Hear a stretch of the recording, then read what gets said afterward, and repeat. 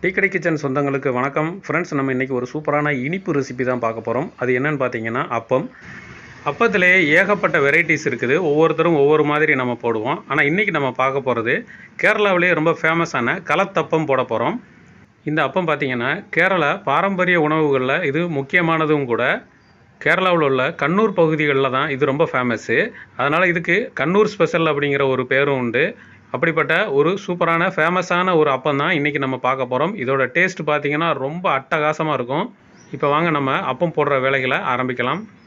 இந்த அப்பம் போடுறதுக்கு ஒரு பவுல் அளவுக்கு பச்சரிசி எடுத்துருக்குறோம்.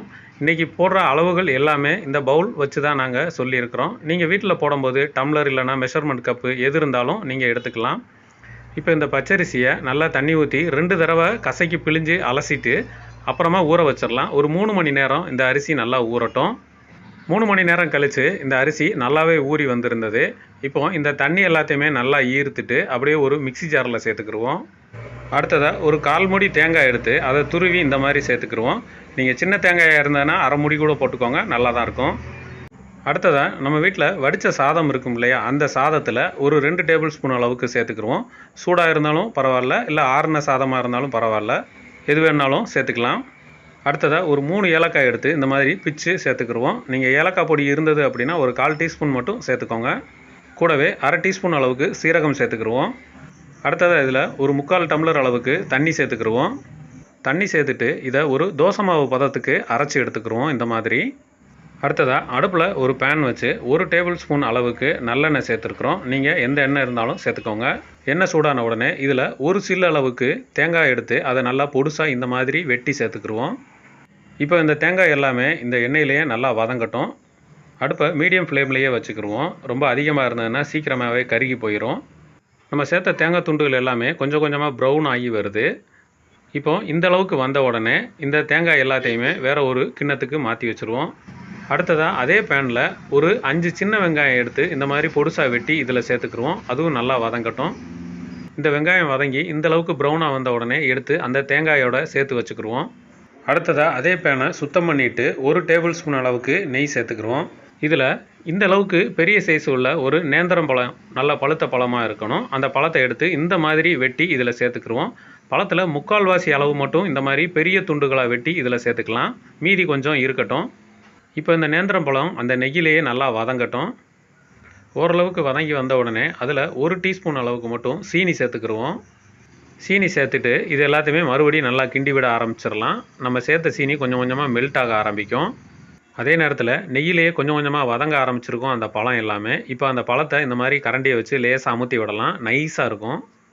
எல்லா பழமும் பார்த்திங்கன்னா நம்ம வீட்டில் உருளைக்கிழங்கு மசிச்சு விட்டால் எந்த மாதிரி இருக்குமோ அந்த பதத்துக்கு வந்துருச்சு. இந்த நேரத்தில் ஸ்டவ் ஆஃப் பண்ணிவிட்டு இதை எடுத்து இன்னொரு பிளேட்டுக்கு மாற்றிடுவோம்.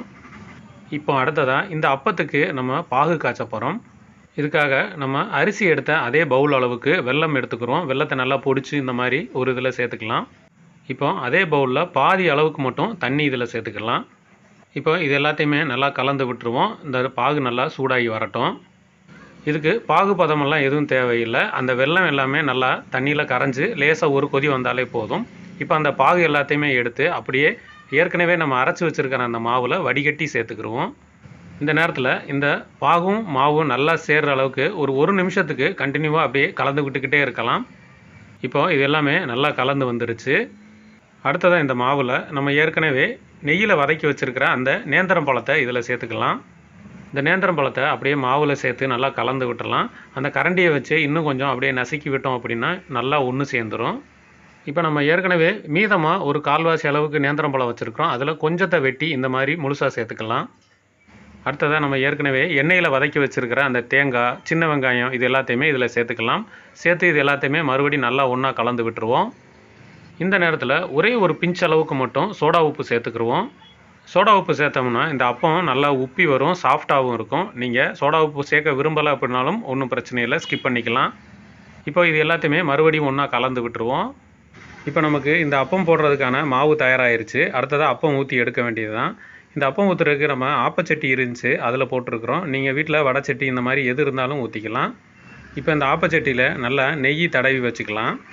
இப்போ நம்ம தயார் பண்ணி வச்சுருக்கிற மாவில் 1 கரண்டி அளவுக்கு மட்டும் இதில் ஊற்றிக்கலாம். மாவை ஊற்றிட்டு நம்ம ஏற்கனவே தேங்காய் வதக்கி வச்சுருக்குறோம். அந்த தேங்காய் துருவல்களை கொஞ்சமாக இதில் சேர்த்துக்கலாம். இப்போ இதை அப்படியே மூடி போட்டு கொஞ்சம் நேரம் வேக விடுவோம். ஒரு 2 நிமிஷத்துலேயே நல்லா வெந்து வந்துருச்சு.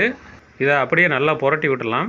இந்த அப்பம் போடும்போது அடுப்பு வந்து லோ ஃப்ளேமில் தான் இருக்கணும். மெதுவாக வேக விட்டாலே போதும், கரெக்டாக இருக்கும். ரொம்ப அதிகமாக அடுப்பு தீ ஏற்றிட்டோம் அப்படின்னா சீக்கிரமாகவே கருகி போயிடும். இப்போ நீங்கள் பார்த்தாலே தெரியும், நல்லா பொன்னிறமாக வந்திருக்கும். இந்த மாதிரி லோ ஃப்ளேம்லேயே வச்சு பண்ணோம் அப்படின்னா நல்லா வரும் இந்த அப்பம்.